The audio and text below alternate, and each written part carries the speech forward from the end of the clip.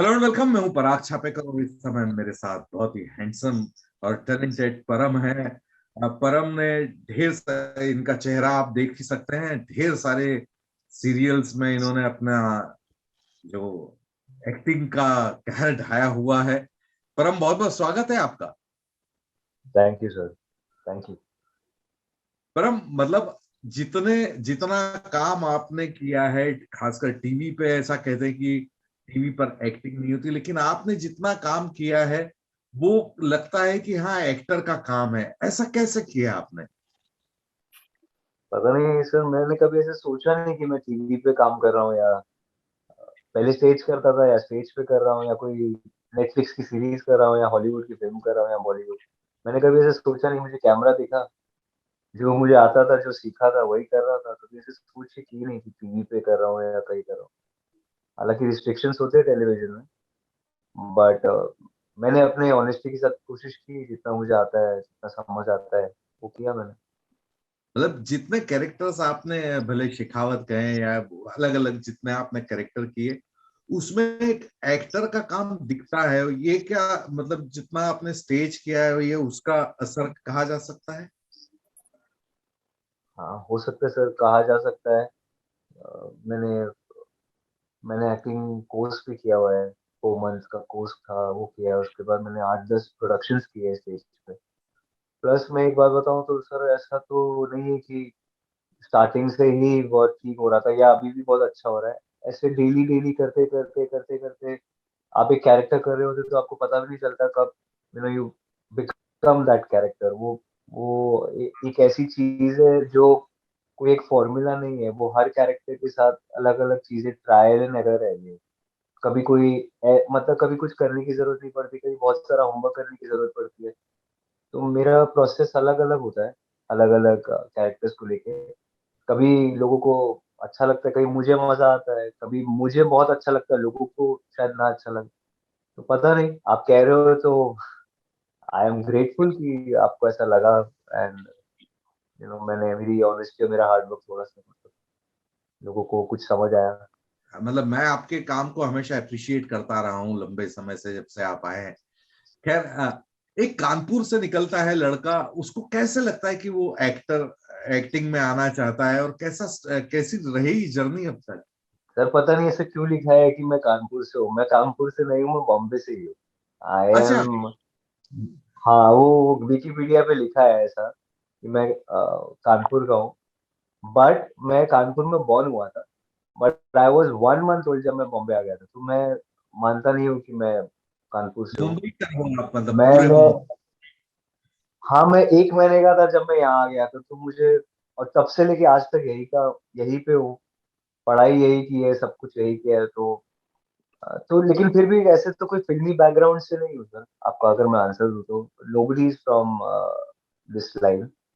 तो मैंने भी कभी ऐसे सोचा नहीं था। सच बताऊं, मैं बहुत ही शाय बच्चा था, बहुत ही टिमिड सा, अपनी दुनिया में ही रहता था। हालांकि मुझे मुझे फिल्में देखने का बहुत शौक। मैंने बहुत मूवीज देखी है और बहुत छोटी उम्र से मैं देख रहा हूँ। क्लासिक्स देख रहा हूँ, ब्लैक एंड व्हाइट। तो मेरे घर वालों को ऐसा लगता था कि ये कोई शायद पागल बच्चा पैदा हुआ है या कुछ, इसका कुछ मेंटली कुछ हमें इलाज करना होगा। क्योंकि मैं थोड़ा सा उस जोन में ज्यादा था, मतलब मूवीज देखना, पुराने गाने सुनना।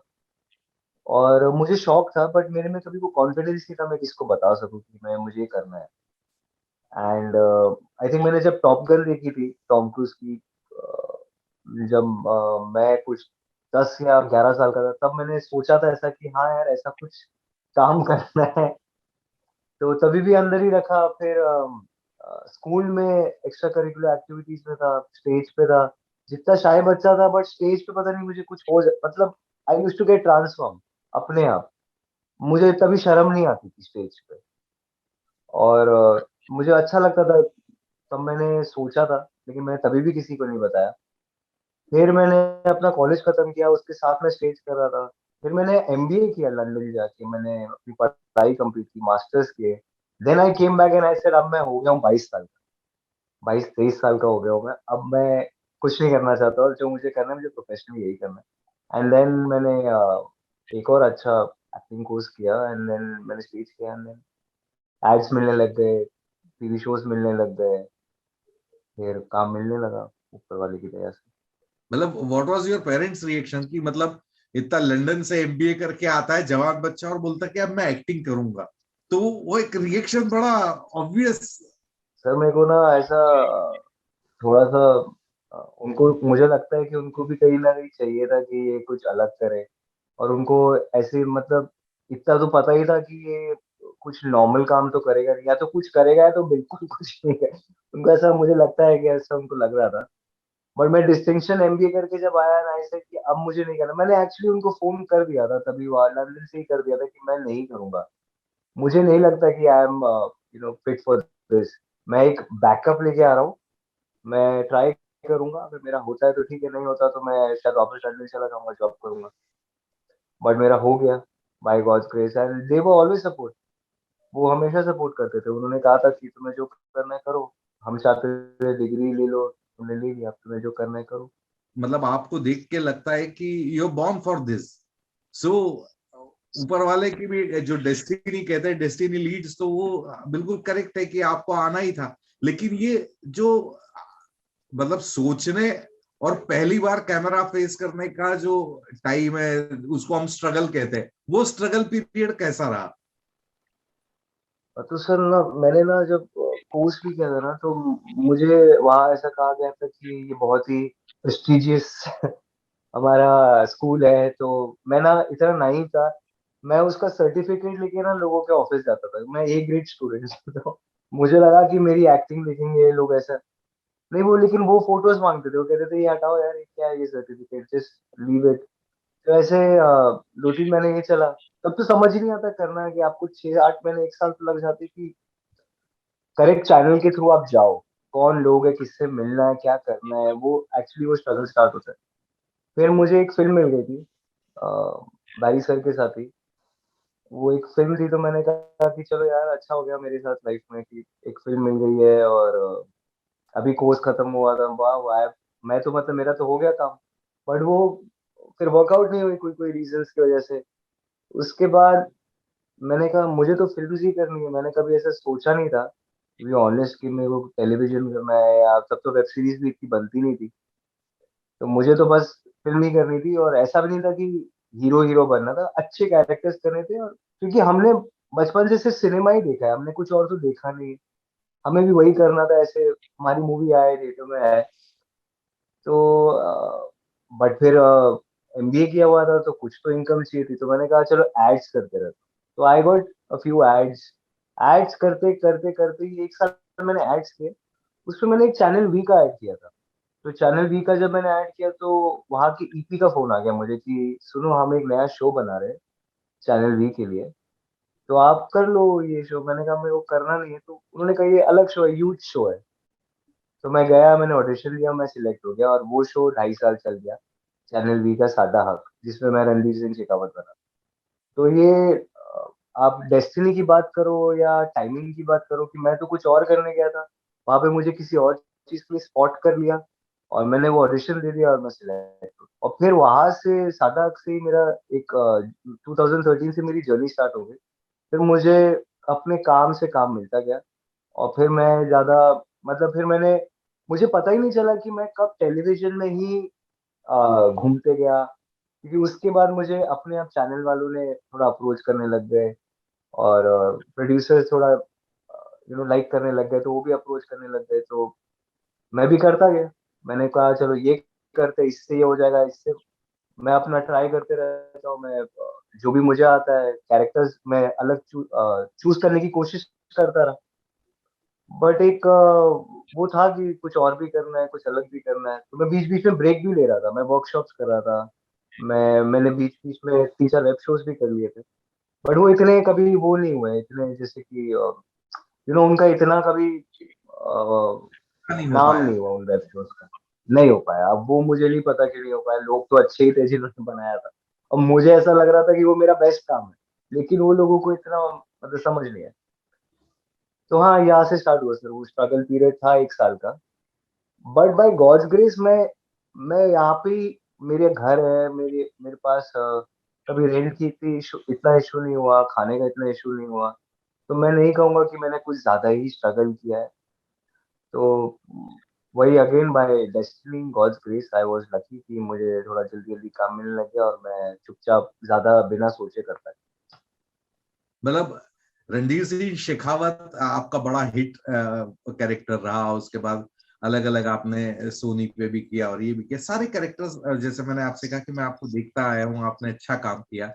लेकिन अब ये बदलते दौर में अब वेब सीरीज और इसका चलन ज्यादा है, तो अब टीवी से ज्यादा वेब सीरीज पे फोकस करना चाहेंगे, किस तरह से आप प्लान कर रहे हैं? सर अभी तो वही कर रहा हूँ, कोशिश तो वही कर रहा हूँ। जब से मेरा वो लास्ट शो शो खत्म भी हुआ है तो मेरा फोकस वही है। अ, मतलब I am also in talks with a few people. मैं टेस्टिंग भी कर रहा हूँ अच्छे लोगों के साथ बाय गॉड ग्रेस। एंड मैंने एक अभी अभी थिएटर का एक प्ले भी किया था ईला मैम और के सर के साथ। 4 शोज थे पृथ्वी थिएटर में, वो भी किया। तो मैं ट्राई कर रहा हूँ कि मैं धीरे धीरे अपना एक राह बना के उस तरफ जाने की कोशिश कर रहा हूँ। तो मतलब बाय ये मतलब कम मेरा। लोग हाँ जी। करते हैं, ये बहुत कम लोग करते हैं परम, कि आप स्टार हो गए, मतलब you are a star on television, उसके बाद आपके क्राफ्ट पे काम करने के लिए लगातार स्टेज से जुड़े रहना, ये क्योंकि स्टेज में पैसा कम है और ऐसे में पैसा आप है ही स्टेज नहीं से जुड़े सर। पैसा कम नहीं, पैसा है ही नहीं। तो ऐसा ये बड़ा चैलेंजिंग है कि इधर का पैसा छोड़ के आप स्टेज पे अपने क्राफ्ट को शार्प करने के लिए, शार्पन यूर, उसमें आप लगे हुए हैं, आपने वो छोड़ा नहीं। सर मैं कहूंगा मैं इसमें मेरी मेरे ही सेल्फिश मोटिवेशंस थे। मैं बहुत जल्दी बोर हो जाता हूँ। मैं अगर कुछ करता हूँ ना तो मुझे, क्योंकि टीवी के शोज 1 साल कभी 2.5 साल कभी वो चलते रहते ना, तो आप एक ही कैरेक्टर करते करते ना आपको कहीं ना कहीं बोरियत सी होने लगती है, मोनोटोनस हो जाते हैं। तो मैंने ये अपना जो इश्पर जोनी, हालांकि जो सोनी का मेरा शो था वो करके मुझे बहुत मजा आया। बट मुझे मैं ना थोड़ा सा कहीं ना कहीं हल्का सा मुझे लग रहा था मैं टाइपकास्ट हो रहा हूँ। क्योंकि आप कोई भी कैरेक्टर करो ना, एक टीवी में ना एक लड़के की एक इमेज होती है कि वो ब्रूडिंग होगा, गुड लुकिंग होगा, वो बहुत रिच होगा और खड़ूस सा होगा। मतलब हालांकि मुझे ही ऐसे कैरेक्टर मिल रहे थे, पता नहीं क्योंकि शायद मैं टाइपकास्ट हो रहा था, तो मैंने कहा मुझे अभी ये नहीं होगा। फिर एक लड़की आएगी, फिर वो चेंज होगा। फिर जब उन दोनों के बीच में सब कुछ ठीक होगा, फिर तीसरे की एंट्री होगी, फिर वो दोनों के बीच में प्रॉब्लम होगी। फिर वो दोनों बिछड़ेंगे, फिर आएंगे, फिर जाए। तो मुझे ना ऐसा लग रहा था कि अब क्या मेरा खत्म हो रहा है क्या पैशन। तो मैंने कहा मैं अभी थोड़ा ब्रेक लूंगा, मुझे वापस स्टेज पे जाना पड़ेगा। तो मैंने हेनरिक इजबिल नाम के बहुत बड़े प्ले राइट है, नॉर्वे, तो उनका प्ले इला मैम ने अडॉप्ट किया था, अडेप्ट किया था। और उन्होंने ही लिखा था, तो मैंने वो प्ले 2.5 महीने हमने रिहर्सल्स की। जैसे कि आपने कहा पैसे नहीं है, तो वो कोई फर्क नहीं पड़ता, क्योंकि वो जो मजा आता है ना डेली काम करके, दैट कि आप रोज परफॉर्म कर रहे हो, वो ढाई सेम चीज आप रोज परफॉर्म कर रहे हो, आपको रोज कुछ ना कुछ मिलता है। कुछ ऐसा मतलब वो ये भी हो सकता है, वो भी हो सकता है, आप एक्सपेरिमेंट करो फिर आप स्टेज शो करते हो। तो उसका जो फन है वो, मतलब मैं मेरे सेल्फिश रीजन की वजह से मैंने किया है, ताकि मैं मेरा प्यार एक्टिंग को लेके वापस आ जाए। एंड वो वापस आ गया है। So now I want to do characters. मुझे अलग अलग किरदार करने हैं, वो एक ही चीज। आपने जैसे कहा पैसे बड़े मिल जाते हैं या फिर, हाँ वो है, वो दिमाग में होता है, ये सबके होता है। बट कभी कभी आपको कोई कोई स्टेप्स लेने पड़ते हैं फॉर योर ओन ग्रोथ, और आपको थोड़ी बहुत अलग अलग चीजें करने की बहुत जरूरत पड़ती है, नहीं तो मैं टाइप पास हो जाऊंगा, मैं खुद बोर हो जाऊंगा मैं खुद ही हाथ खड़े कर दूंगा, मैं बोलूंगा ये नहीं हो रहा मुझसे अभी। पर मतलब by the grace of God आपने जो अचीव किया, वो एक बहुत ज्यादा स्ट्रगल और बहुत ज्यादा परेशानी का दौर आपके सामने नहीं आया। लेकिन जिस तरह भगवान ने आपको बनाया है, माशाल्लाह, आप स्क्रीन पर बहुत कमाल के दिखते हैं, टैलेंट आप में बहुत है। आपको लगता है कि मतलब मैं नेपोटिज्म के मुद्दे पे मुड़ रहा हूँ, क्या आपका सरनेम कुछ और होता तो शायद आप फिल्में कर रहे होते बड़ी बड़ी अभी? सर हो सकता था ऐसा, ये तो मैं डिनाई नहीं करूंगा ये कि नहीं होता ऐसा। ऑब्वियसली मुझे चांस मिल जाता और मैं शायद टीवी कभी नहीं करता। ये मैं आपसे एक ऑनेस्ट बात बता रहा हूँ। हालांकि मैं प्राउड हूँ, जो भी मैंने काम किया मैंने अपने दम पे किया, मैं बहुत प्राउड हूँ। और मैंने कभी किसी से कुछ ना मांगा है ना कुछ हुआ है, मुझे अपने हार्डवर्क से सब कुछ मिला है। पर मुझे कुछ कुछ और अलग करने की वो मुझे कोशिश करनी है। हो सकता था ऐसे कि मुझे चांस मिल जाता, मुझे बहुत अच्छे लोगों के साथ काम करने का मौका मिल, लेकिन मैं सस्टेन तभी कर पाता अगर मैं अच्छा हूँ और ऑडियंस जब मुझे एक्सेप्ट करती। तो मुझे लगता है हाँ, उनको चांस मिलता है, बट उनके ऊपर एक प्रेशर भी होता है। उनको उनको चांस मिलते रहते हैं, बट एक उनको प्रूव करने के लिए, मतलब उनके ऊपर एक हल्का सा प्रेशर होता है। हम आउटसाइडर्स के लिए हमें प्रेशर इतना नहीं होता। हमें शायद मौका मिले ना मिले, या एक ही चांस मिले या दो मिले मैक्सिमम, आई डोंट नो, वो सबकी अलग अलग जर्नी होती है। बट हमारे ऊपर इतना प्रेशर नहीं होता। वो लोग आई थिंक बिकॉज चाइल्डहुड से ही वो लोग लगे होते हैं उसी चीज में उनका। मुझे ऐसा लगता है हम आउटसाइडर्स के लिए ये भी एक अच्छी बात है कि we have lived our life. हम एक नॉर्मल बैकग्राउंड से है। और आजकल जैसे कि आप किरदार देख रहे हो, बहुत नॉर्मल किरदार चाहते हैं लोग, कोई हीरोइज्म वाले ज्यादा नहीं होते। आपको नॉर्मल लड़के लड़कियां चाहिए, नॉर्मल इंसान चाहिए। तो हम नॉर्मल बैकग्राउंड से जो होते हैं वो नॉर्मल लाइफ भी जीते हैं। तो मुझे लगता है हमारे एक्सपीरियंस थोड़े से है। बट अगर आप वापस कंपेयर करोगे तो उनके ज्यादा एक्सपीरियंस, क्योंकि वो हमेशा से ट्रेन कर रहे थे अपने आप को इसी काम के लिए। तो प्रोज और कॉन्स है सर दोनों के। मतलब लकी, मैं मानता हूँ हम भी लकी है, वो भी लकी है। और जितने भी काफी बड़े बड़े एक्टर्स हैं हमारी कंट्री में आउटसाइड, जो नेपोटिज्म से नहीं आए हैं, वो अपने दम पे आए हैं। तो मुझे पता नहीं, नेपोटिज्म के भी कई लड़के लड़कियां हैं जो चलते नहीं है, और बाहर से आते, कहाँ से आते, छोटे छोटे शहरों से, जो आजकल मतलब कमाल कर रहे थे। मतलब आप जो कर रहे हैं वो उसी पे मैं आगे बात बढ़ाना चाहता हूँ कि मतलब भले भीमसेन जोशी हो या लता जी हो, वो अपना दिन में 15 मिनट, आधा घंटा, 1 घंटा अपने हिसाब से रियाज करते हैं। पेंटर रोज पेंट करता है, वो अपने स्किल्स का प्रैक्टिस करता है, स्किल्स का रियाज करता है। एक्टर सिर्फ शूट करता है जाके रोज, वो अपनी एक्टिंग स्किल पे काम करने में थोड़ी सी आलस बरतता है। हाँ जी, ये बात मैं एक्सेप्ट करूंगा सर। मैं कोशिश करता हूँ ये करने की।